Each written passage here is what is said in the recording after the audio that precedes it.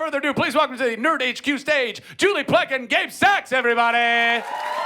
Oh, come on in here, darling. Hi, buddy.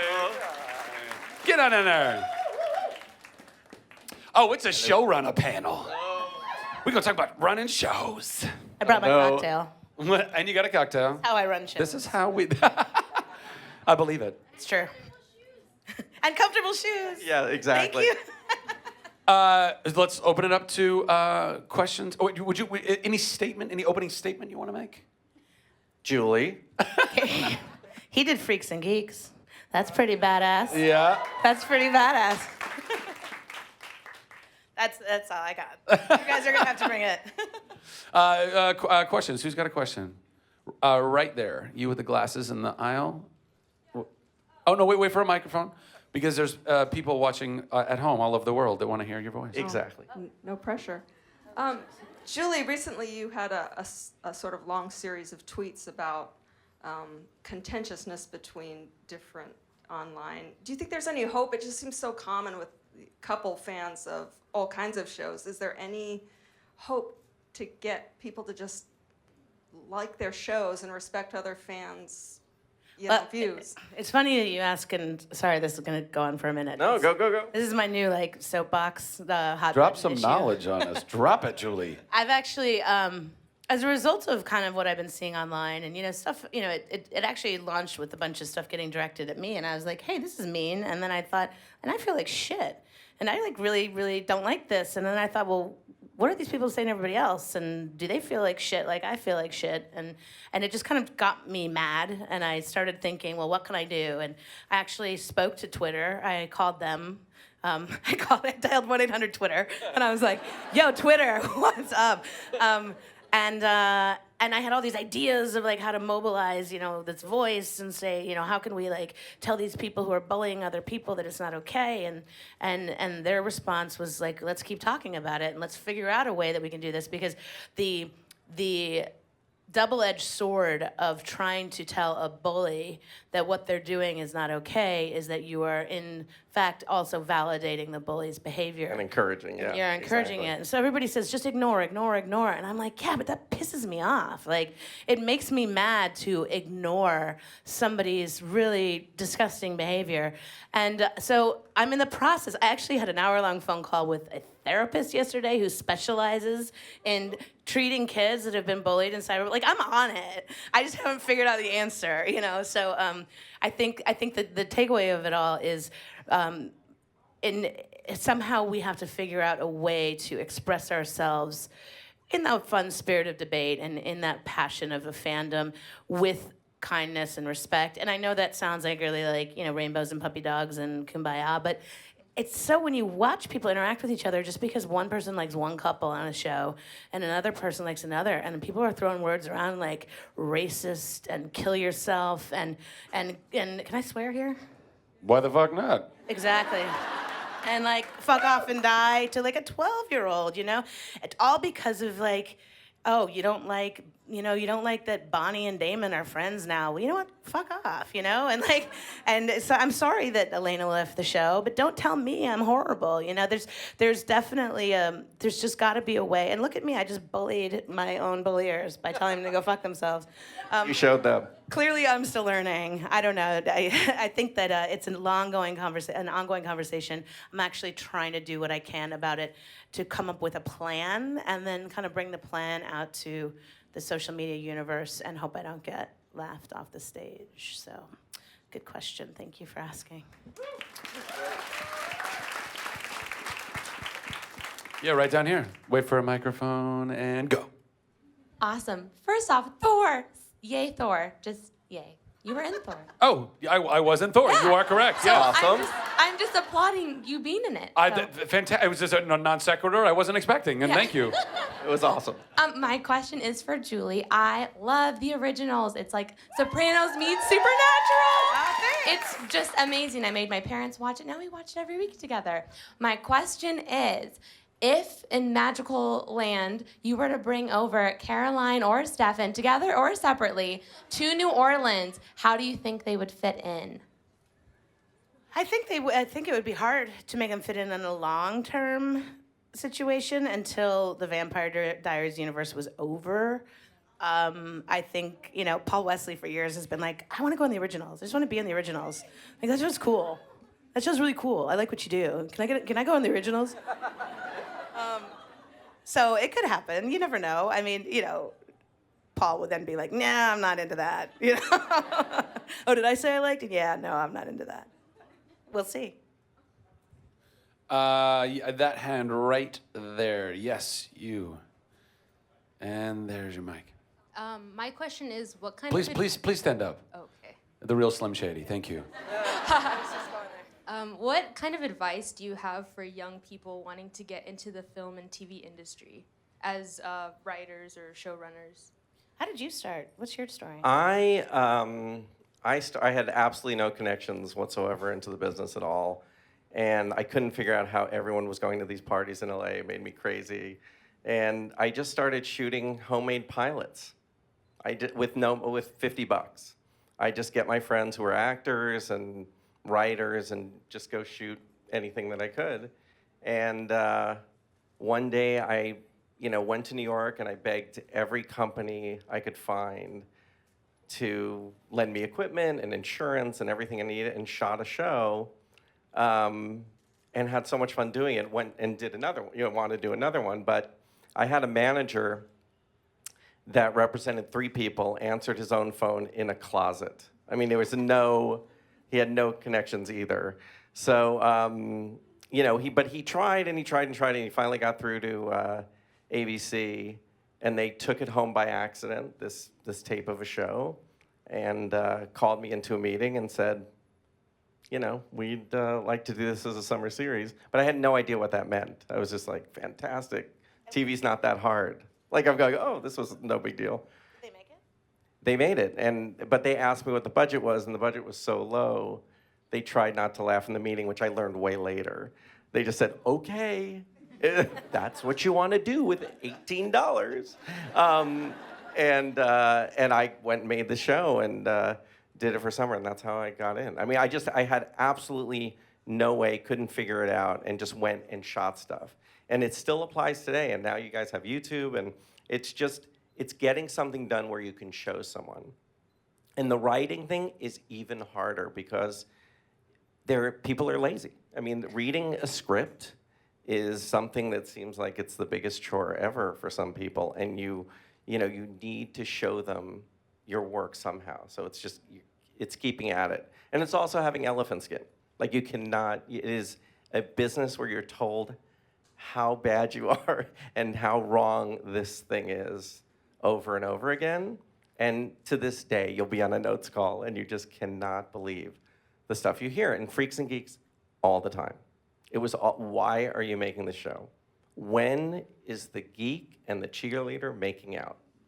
And you just go, well, we didn't grow up like that. Like, we just did. I don't care.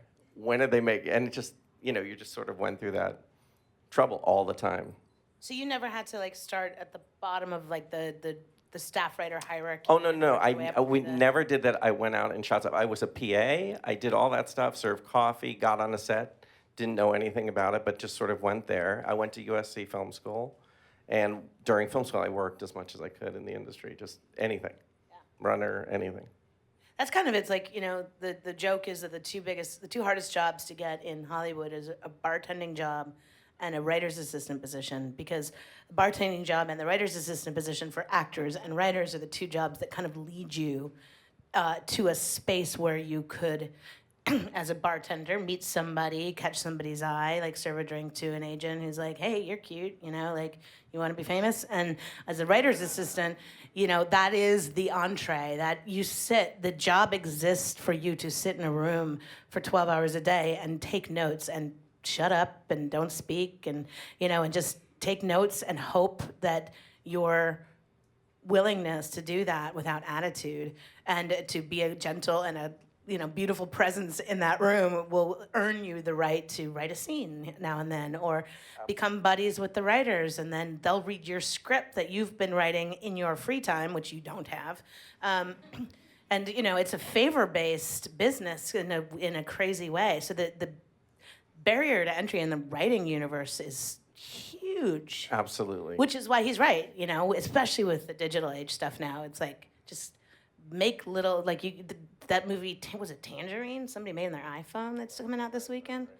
Write, make, post, watch, share. Succeed. Right. Yes. Oh, yeah, that's it. Yeah, in the back there. Hi. My question is for Julie. There's a lot of really strong feminist writing going on the CW right now, and I was just wondering how you guys on Vampire Diaries and the originals try and incorporate that or keep that on your minds when you're writing your female characters.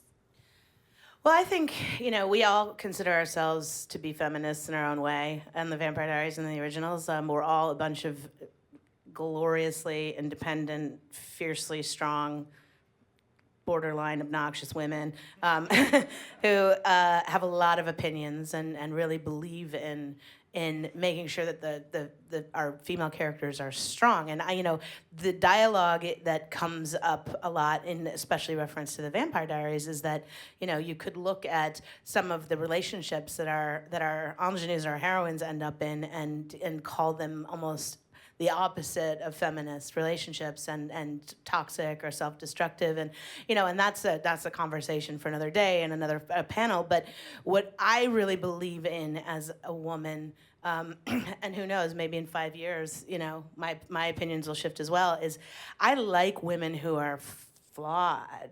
I almost said fucked up, but flawed, you know. I like characters who are flawed. One of my favorite characters on television for the last decade is Meredith Grey, you know? And you meet Meredith, and she's like having sex with some dude she just met at the bar. She's a mess. She's all over the place. She's like practically bipolar. But that woman is one of the coolest, most layered, fascinating, intriguing women on television. And that's what I like. I like women who are like really good at certain things and really bad at other things, because that's what I am.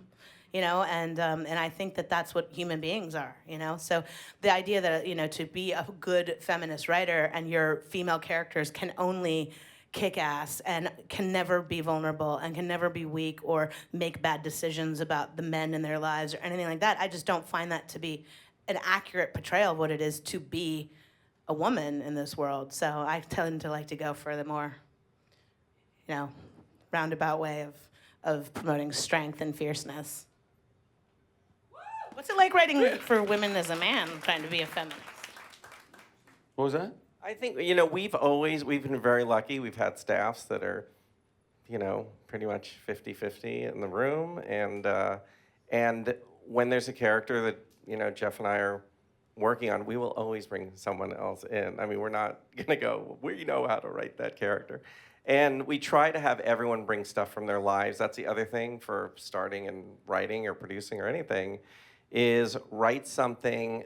You're going to have a personal story that's going to be different than anyone else's. So you write from that place, and you will create very unique characters. It's something we always go to, is like, well, you know, when you're first starting out, you're chasing what's the trend. And when you meet with networks, they always go, okay, they're looking for blue skies right now. You have no idea what that means, but they're sort of giving you ideas of what they want you to do, and you're chasing it, going, okay, they want to do a wedding show. We got to figure out what's that backdrop that has a wedding, and you realize that the more you just write stuff that you really believe in, and that's sort of from your heart, it just will make everything much, much easier. Yeah, I think like Amy Schumer sort of in some people's minds stepped in it this week, where she made some off-color joke. I don't know what the joke was. I didn't read the story, but like some people were like, "You go, Amy Schumer. You speak your mind, and you be funny, and comedy is comedy, and like be bold." And other people were like, "You're obnoxious, and you shouldn't speak like that."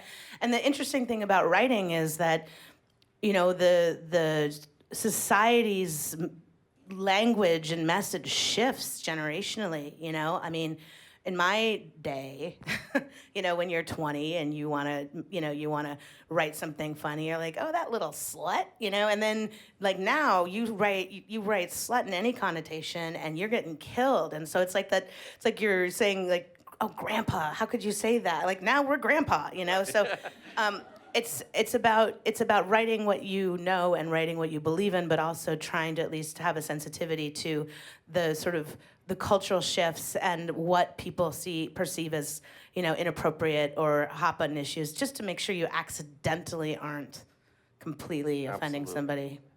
Do you think that people are too sensitive, though?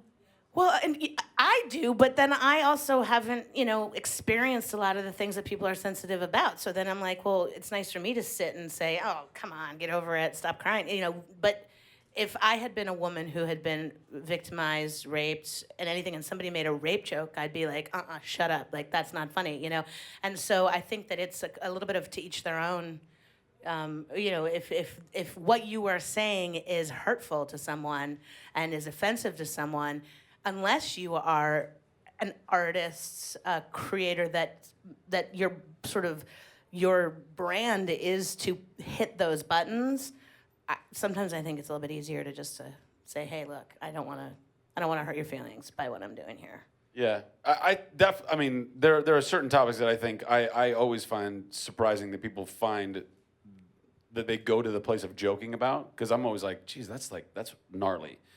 But at the same time, I also feel like if and this is me getting philosophical on a panel that's not even my own, but I kind of go like, you're always going to find at least one person who gets offended by everything, and then if that's the case, we can't do anything. Because Well, if we're always Twitter, everybody's offended by everything. everybody's all offended the by time. everything. Everything. I tweeted.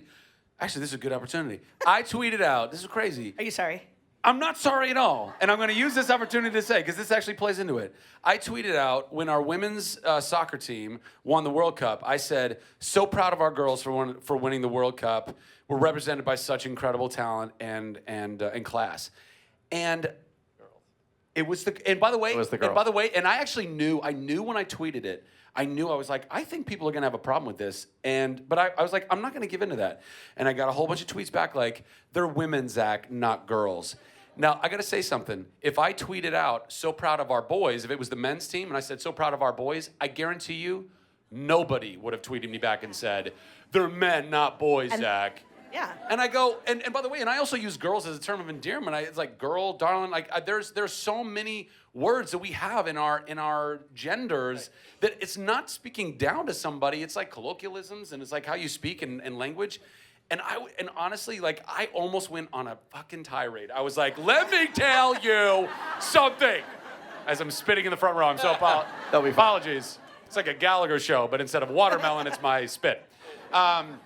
But this was exactly what I'm talking about. I was like, I can't believe that you would be offended. And also, I guess there was a part of me that was like, if you follow me on Twitter, you gotta know, like, I'm not a disrespectful person. That's like just a term of endearment or whatever. Yeah. But people they want to get so sensitive about stuff. Then I wonder is because they feel like, well, that's my fight. It's like, well, maybe that's not your fight. I don't know. Yeah. I don't know. I'm ranting. Now I'm ranting. It's funny because I was on a Twitter situation. I follow this this woman who is very, very, very actively involved in like Black Lives Matter and that whole movement. And when Bree took the flag down the other week, she said, "Let it be clear to everyone that it was a Black woman who did this." And I was like, "Yeah, all right." And then like, I swear to God, the next day when they put the poster of the dancer for the American Ballet Company up and said first Black female, you know, head of the American Ballet Company, everyone's like, why do you have to say she's a Black woman? Why can't you just say she's a woman? And I'm like, like I don't know how to navigate that. And that's when you start to feel like, oh God, anything. Yeah, you're not going to win, right? It feels like, you know, you're dealing with. Doing a show, you're dealing with broadcast standards. Oh, Lord. So. No, that you. Oh, Lord. So in addition to Twitter and social media and stuff like that, you're also dealing with the people that send you everything you write is wrong. There's something you're saying that you have no idea. And you know, what you do is you overwrite and you write things that you know will get killed and you just see what would happen. And some things they don't get, you know, which is the best. Absolutely the best. We can chop off heads. We can like rip hearts out. We can have like pencils plunged into the neck. But if somebody says "geez," like Jeez. They like, could you please, we don't like to use Jesus' name in any form, even the short form, so could you please sub out Jeez? And I'm like, some guy just got a pencil gouged into his eyeball. And that's cool. You're cool with that. Okay. All right. So change the word cheese, I suppose. You should just use cheese and rice. I know a lot of people use that. Cheese and rice. Exactly. I like that. You know some of these people. Yeah, you used it. Oh, dear Lord. Next question. Yes, right here in the front.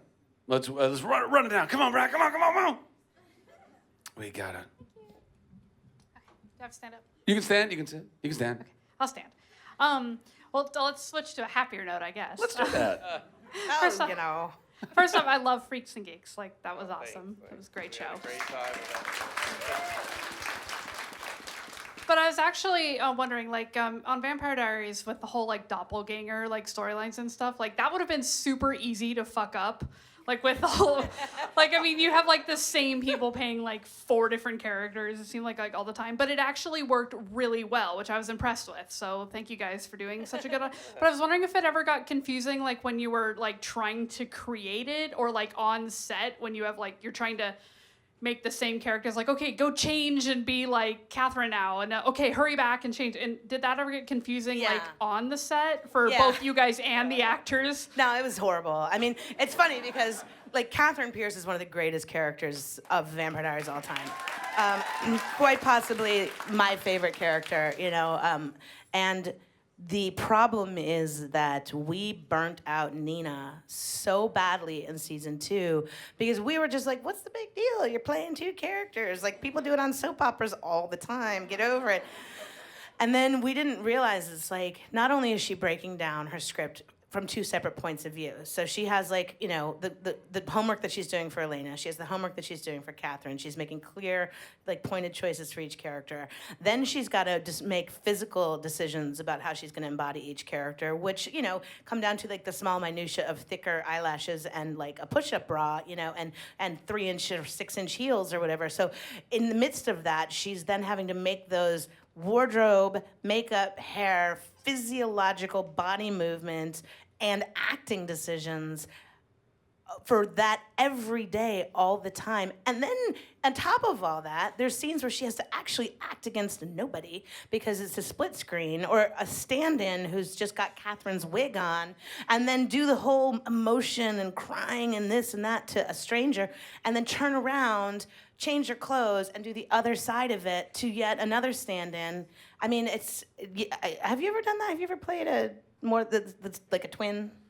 I do it all the time. No, I've always wanted to, though. I've always wanted to. I actually think I don't know. I think it's a really cool challenge. It's really fun. I mean, and then I look at somebody like Tatiana Maslany and I go, geez Louise, like, Amazing.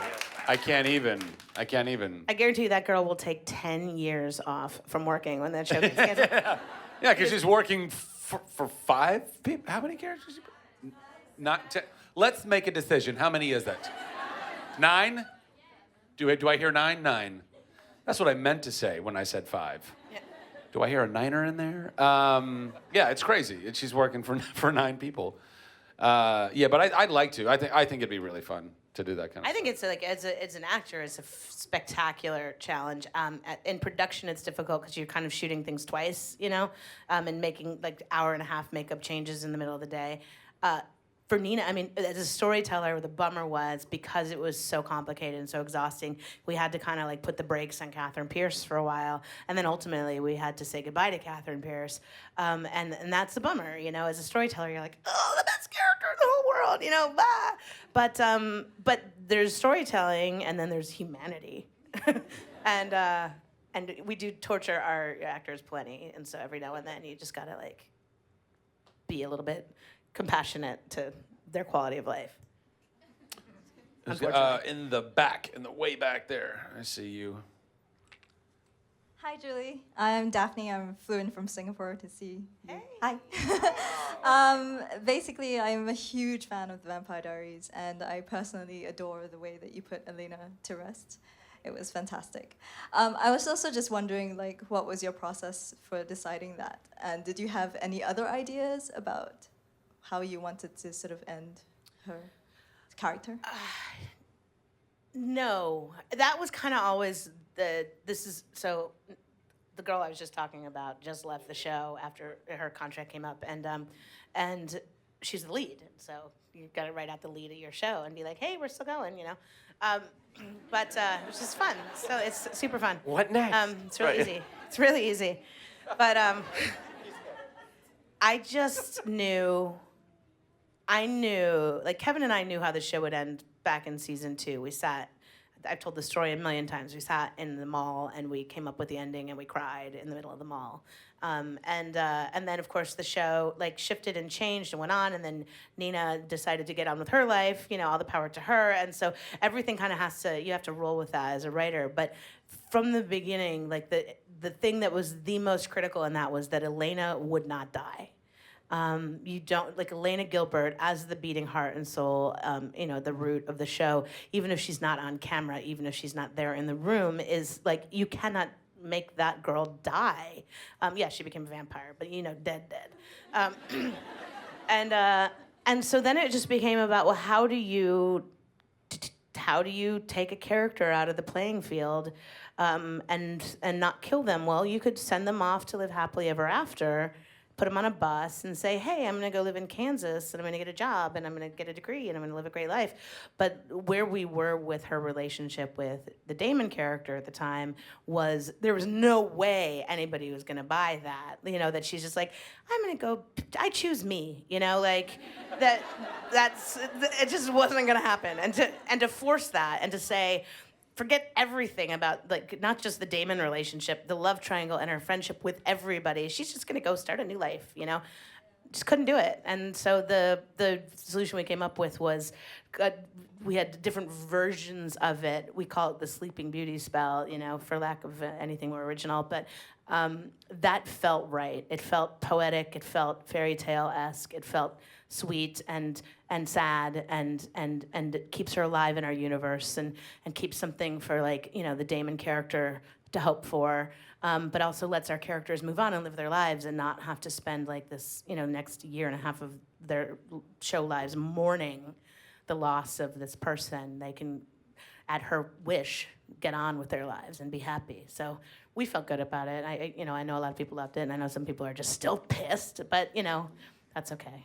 We'll all move forward. You're right over there.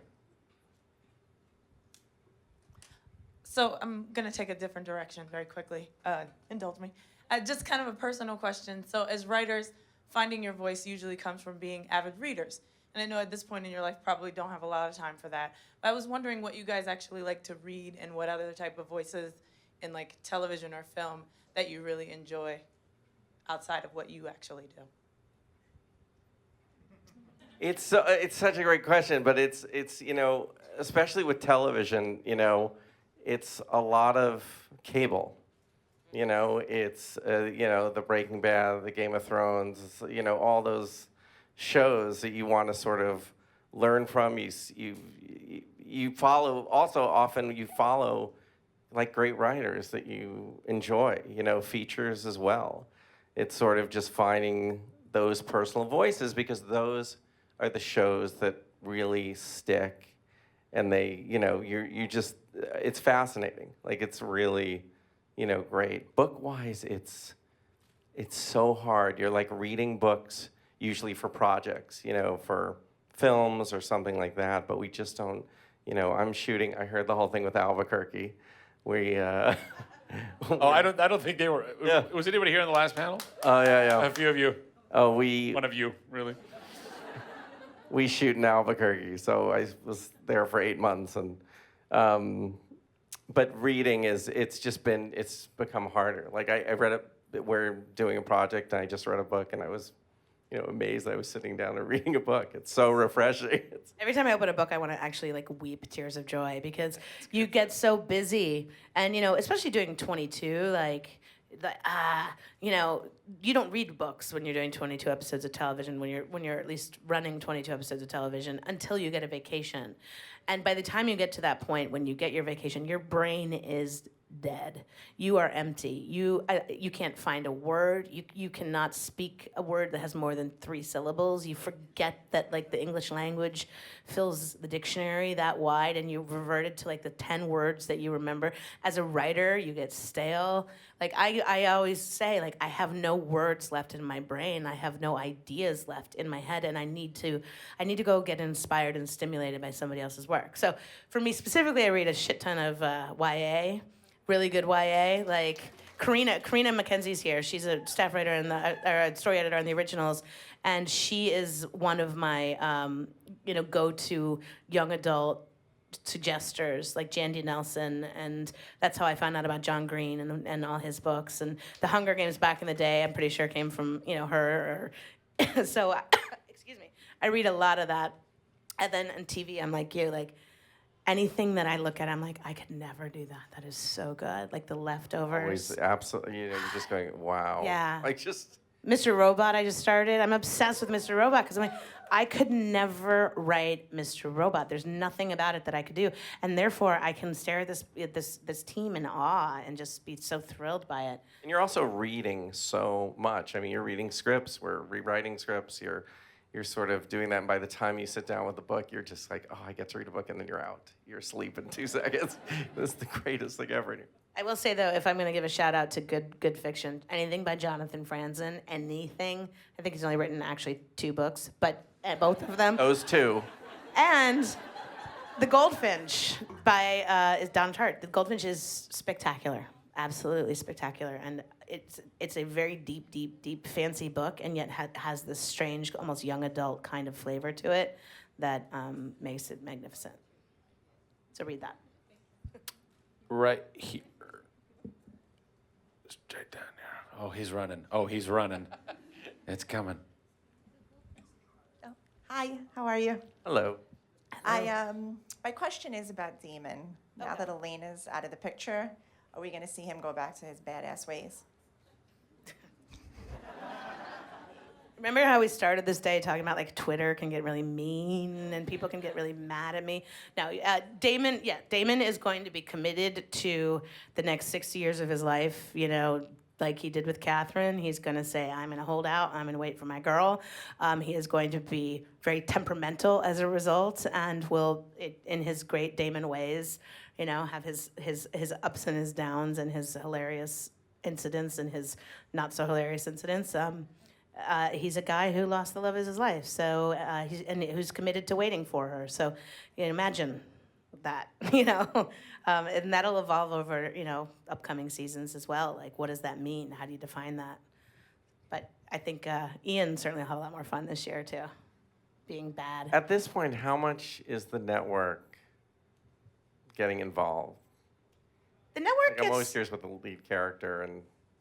Every year I think, oh, this is going to be the year that's so easy, right? It's like, last year it was like season 6, like, stop calling me, And then the first 3 scripts of last year, they were like, well, we have all these questions and all these issues. I'm like, shut up, like, stop asking them. It'll be fine. Like, it's going to be fine, And this year, because it's Nina's year, the first year without Nina, everybody's on the notes calls, like, just making sure it's going to work out. And so it's always that first, 3 or 4 episodes where you're like, we got this. It's fine.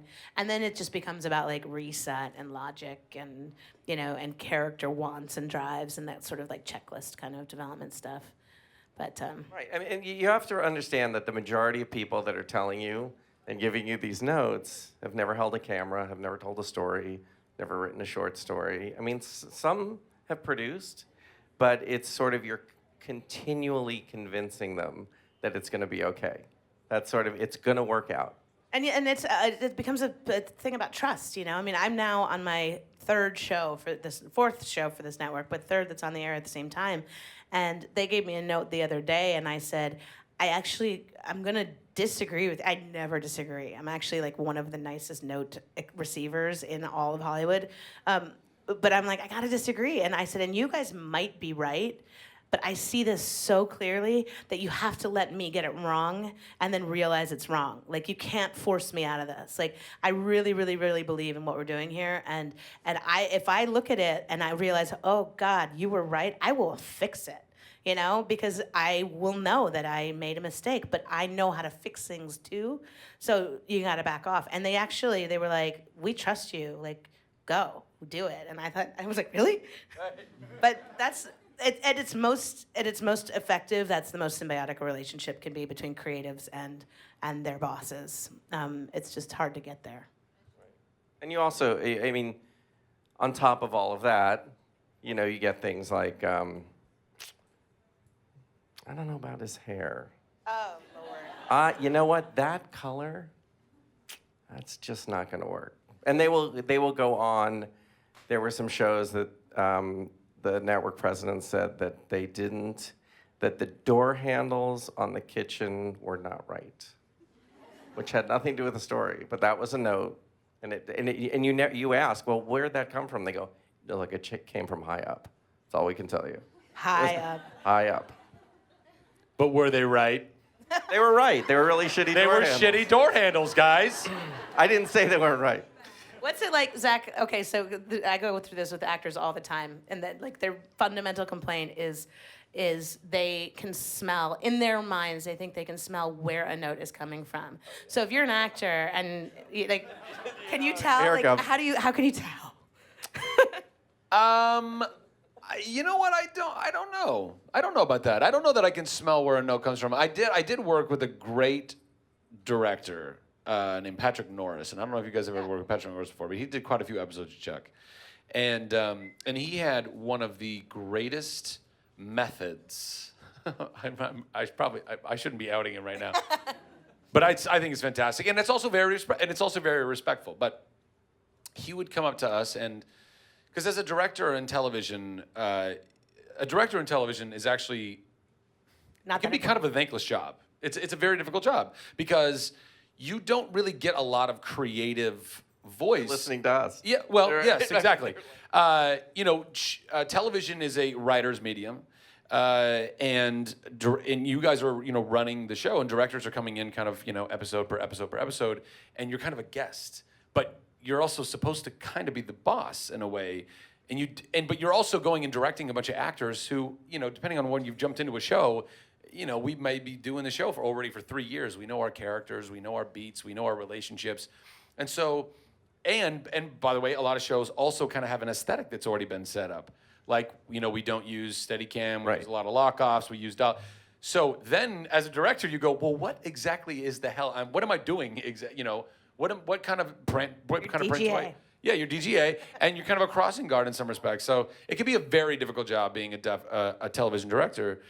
But Patrick would come up to us, and we really dug him. He's a great director, and if he had a note, he briefed us on this method early on. He said, if I have a note, I'll come to you and say, I'll just say, hey, I'd really love for you to try it this way or that way or whatever. But if I come up to you and say, the note is, then you'll know that it's not my note, but it's from elsewhere. And you don't know if that's the writers or if that's an executive or whatever, but then at least you know that, because you can you can get into a little tug of war with your director and be like, that doesn't feel right to me. And he's like, the note is, and you go, okay, this is not, it's not our fight. This is not our argument. So that helped, at least in that regard. But knowing when a note comes down from a studio or a network, that's... But maybe when there's like 3 pages of exposition, you probably get the idea. Yeah, but also some writers. Yeah, but also some writers I feel have been conditioned to do exactly what the networks and studios have wanted. They have, it's a very tricky balance, and you hopefully are working with executives on both the network and studio level that have creative intuition and also allow writers to create. I mean, it's always been one of the most fascinating things, and I'm sure you guys feel this all the time. And I learned this on the very first show I ever did. I was doing a sitcom. I did this show called Less Than Perfect, and right, and with a sitcom, you have a live audience, and you basically rehearse all week long, and then you have a shoot night, and so you have literally a studio run through of the whole show, and you run through the whole show, and you do all the scenes, and then they go have a note session. And the next day you have a network run through, and they give all the notes, and they change it. And I always found it fascinating because during rehearsal, I mean, we would have jokes that slayed. They were so funny, but you're also very nervous as an actor when you have all like your top bosses. There's no audience, by the way. They are the audience. There's about 10 of them, and they're not sitting up in the audience. They're standing right at the edge of the like the line of where the actual proscenium of the stage is, and they're doing this. And you also have to remember, by that time, what Zach's talking about, the crew has heard these jokes, so they're not going to laugh for a 12th time. Yeah. So now the executives are watching and going, Yeah, that didn't land. Exactly, that didn't land. Yeah, that's the note. But it could be a great joke, right? And then you get these notes that come down, but we all know, the writers know it's funny, we actors know it's funny, maybe it just was a little off in that rehearsal. It's basically still kind of a rehearsal. But then it gets killed, and it gets replaced oftentimes with something that's not nearly as funny. And then I would constantly think to myself, because I would also talk to a lot of writers, and I know that when you guys get a deal with a network or a studio, there's a big like, oh my God, we love you. You're great. We love your work. We love your work. We love your voice. We love your vision. You can do whatever you want. Do whatever you want. And so then that will never happen. You get brought in. You're like, oh, well, they like me. As an artist, you're like, oh, somebody likes me. They like me. And then you get brought in, and they're like, and you go and write your thing, and they go, oh, that's great. Okay, here's what's wrong with it. Page one. And then you go, well, wait a minute. Like, if you believed in me so much, why don't you believe in me now? And if you can write so well that you're gonna rewrite my script, why didn't you write it? Or why am I writing it? And that can be a very tricky thing. But also executives, they have a lot of other things that they're dealing with. There's this 20 other shows. Yeah, and all the other shows, and trying to figure all that stuff out. This is a very deep conversation, by the way, and I hope all my bosses at NBC are very happy with my performance. Well, we're not talking about NBC. We never talk about NBC. NBC's perfect. Everyone's perfect. No, but I'll tell you, it's funny. Perfect. Everyone's great. Because I had an Rainbows and actor puppy say to dogs. me once, he's like, I can smell, and I know you have all these masters to serve at the network and the studio, so I know that that's why this scene sucks. And I was like, no, actually, I wrote the scene. I'm perfectly happy with it. Yes, I have masters to serve, but I'm not going to be their, excuse my language again, I'm not going to be their bitch and just put words on the page. We as writers, we challenge ourselves to say, okay, well, if the studio and the network had a note, then they had a bump. They had something for a reason. The reason for their bump might not make any sense. Their solution for it rarely makes any sense, but you're reading a book and you're like, I didn't really like that page, I don't know why, but whatever. So I say, somebody had a note, figure out what's wrong and let's try to fix it. So I like to pride myself on not having it reek of having been an address network note, and I get bummed when somebody thinks it was, because to me it's a game. But it's also sky's the weeding solution. through. Yes. It's like on our show, you get a ton of notes, and you say, I'll look at that, I'll look at that, I'll look at that, I'll look at that. And then they leave you get it, and you go shoot your show, and a lot of it is different when you're shooting because things don't work.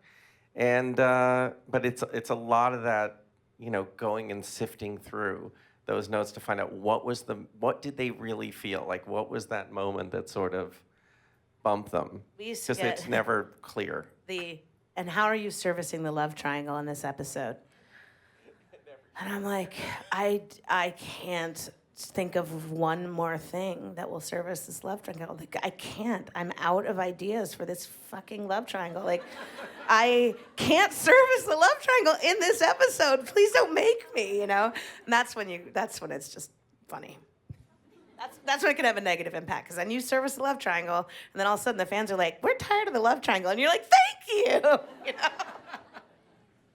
We got time for one more. I'm going to go with this gentleman back here. We've had a lot of female questions. I feel like Hooters. I like Illness. I like a male voice coming. Man in the coming Hooters hat. Yeah. Thank you. Freaks and Geeks was a really edgy show at the time, and I was wondering, as writers, were you ever able to, or did you want to put material into an episode, but during the time it really wasn't appropriate? Well, I'm trying to think of a nice way to put it. They were not crazy about the show at the time. They kept moving us around every night. It was ridiculous. They couldn't. Wait, you guys did 13 episodes? We did 18 altogether. 18 altogether in one season? Yeah. And they moved you around within the season? Yeah. And they also took, they also banned an episode because it was too controversial. Oh my God. Which was our third episode, which which made no sense. It was crazy because Lindsay and Kim Kelly did not get along in episode 2, and we had to skip to 4 when they're best friends. So it was like just one of these. So they banned the episode. Yeah. Sorry, I'm totally going off track, and you can ignore my question until you're done answering his. But like, I think about this with my so-called life all the time because that was one of my favorite shows. You made a show that was 18 episodes. The network was basically like, yeah, we don't like you. Go do something else. Or like, that's terrible, that's terrible. And now, what is it, like 15 years later, 13 years later, and it is known as one of not only the most beloved sort of like cult followed shows on television, but also launched the career of a tremendous amount of very, very successful and talented people. Like, how does talk about that for a minute? Well, yeah. They and do you get residuals on their now success? It's so funny, and you run into, and everyone's still the same. Like you're just the same personalities and stuff like that. They were not. So just to show you how that wasn't just that moment. Then we went and did Just Shoot Me, and then we did Undeclared, and we came back to do Undeclared, and they didn't want. Judd was dealing with, getting Jason Segel in the cast, and we're not going to have it. They said, absolutely not. It was hard enough to get Seth in. And it was always, I just don't know. Judd was always figuring, like, how do we break Seth? How do we break Seth? How do we do it? And he'd go into network meetings, and they were just like, I don't like his voice. That guy's not going to make it. I don't think this is not worth it. I don't know what we're having this conversation about. And then Judd, they figure out Knocked Up. So he goes and Knocked Up, and that same network is like, we need a Seth Rogen project. How do we get a Seth Rogen? The same people who said that, and Seth said to me, don't they know I'm the same guy they hated last year? Like it was, just nonstop. So that was, you didn't get any, they didn't realize any of that. But material getting in there we always had a problem. And what Judd's solution was, and I was always taking those calls. So it was, I would get a call on our script, and it was when the Geeks were talking about, look, we know everything, we tell each other everything, and, remember the time I, sneaked out a fart and came out of poop, and the network went crazy. And they said, absolutely not. And I like, Judd, I don't know what to do. And Judd goes, give him this one. You remember when I cut the cheese and More Than Cheese came out? The network goes, go back to the original. Did you guys all feel like when you were doing it, did you feel like you were like, oh, we're such failures, we've made a stupid show? Thought or did we you were, know? first of all, I never wanted to leave the set. I mean, we just want to be there all the time. And that was our lives. And we just were having such a good time. And when we felt it was going down, and so we kept figuring out, when are we going to shoot the finale? So we shot the finale 3 episodes before the actual ending of the show. Why? Just so we had it in case. Oh. So we were so sure it was going down, and hopefully all this video, I have all the behind the scenes and stills from the show that I shot, but that moment where Judd and Paul had to tell everyone that said, we may come back, but as Linda Cardellini, there's tears pouring down everyone's faces, but it was just one of those things, like everyone, we all had a great time, and we just wanted it to last forever. It was one of those things. So you're always looking for stuff to do together. Oh my God, I love that. And when Chuck were there tears, or was there like, see it, get the hell out of my face? No, nobody's listening. Nobody's watching.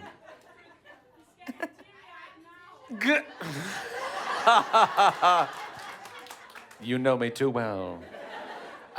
It was a shit show of tears. It was bad. But it was beautiful. Are there Chuck fans here? So a couple. It was, God,